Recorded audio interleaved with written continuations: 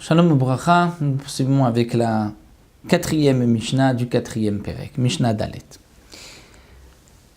Le Tana de la Mishnah nous enseigne que lorsque les pauvres vont venir ramasser, récolter la PA, donc la couper du sol, puisque nous avons vu au début du Perek que la PA doit être laissée lorsqu'elle est encore rattachée au sol.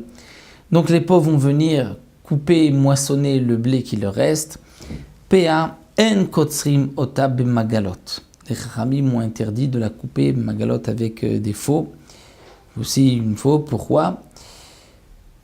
La Mishnah va nous le dire par la suite. Ve'en okrim ota bekarmot. Et même lorsqu'on doit arracher certaines, si c'est des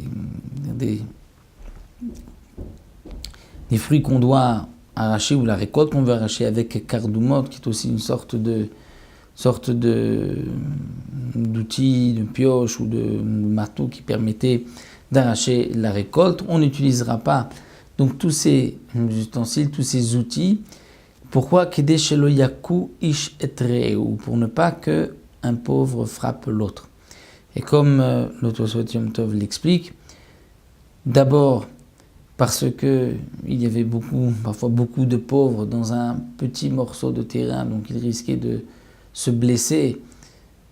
Ils étaient nombreux dans une petite parcelle de terrain, chacun voulait prendre un maximum, ou encore pour ne pas s'il y a une dispute entre les pauvres, l'un qui dit ça c'est à moi, c'est le premier, je veux garder cette PA pour moi, tu en as pris assez, et qu'ils vont ainsi se disputer, ils risquent de se blesser, donc les Chachamim ont interdit d'utiliser des outils qui pourraient être donc dangereux au moment où les pauvres vont prendre la PA.